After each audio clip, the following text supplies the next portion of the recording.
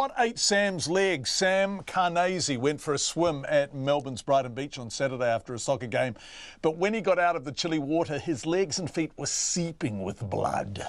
His dad, Jared, told me he went to the beach to track down the culprit. A warning, if you're watching, some of the pictures are frankly revolting. Well, look, we're a pretty jovial family, and he's rocked up on the doorstep. He's called me from outside. He said, "Dad, you better come outside." I said, "Why?" He said, "I'll just come outside with you." And so my daughter and I went down, and he was standing there with half his legs, in blood. I go, "What did you do?" I've just looked at him, puzzled.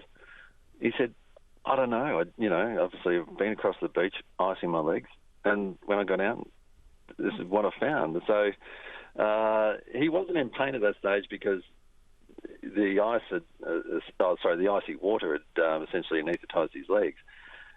But he was puzzled. He wasn't, he was calm. We were calm, but we were more taking the piss, going, "Well, I don't know what you've done, but you're a bloody idiot."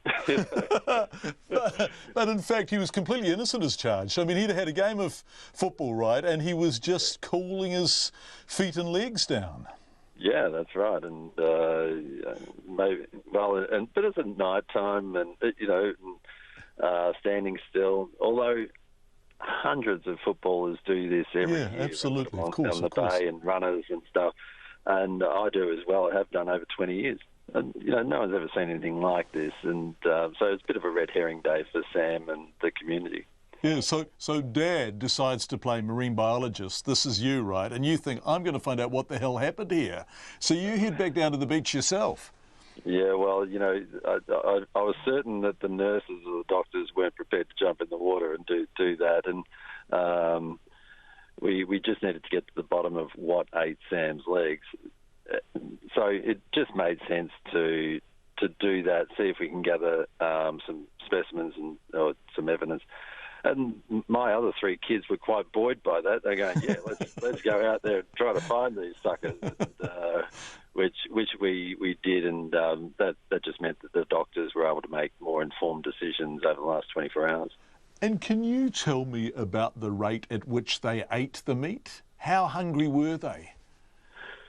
Well, it was pretty fascinating. We had a pool net with bloodied meat bones attached inside the pool net.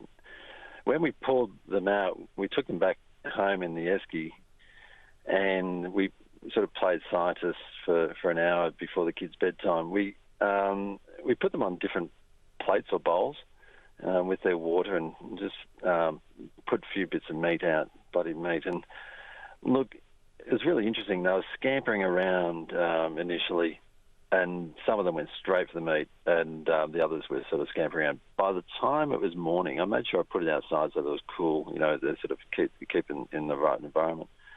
In the morning, there was no activity, but on closer look, they were all just connected to the meat, and they'd sucked the life out of the meat. There was hardly any red left in the meat.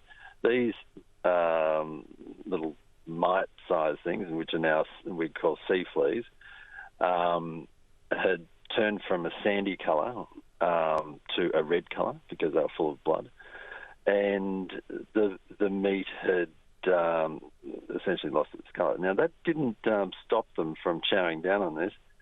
They kept going on the meat throughout the day, and it all disappeared. Right, so and now they're all dead because they've eaten so much, or they've maybe run out of oxygen in the water. But they've eaten it all, so they're pretty good at what they do. That is an extraordinary story. This is hypocritical of me because I'm a meat eater myself, but it is kind of disgusting. Meanwhile, how is young Sam? Is he recovering? Because clearly he loves his football and he needs his feet and legs. What sort of nick is he in?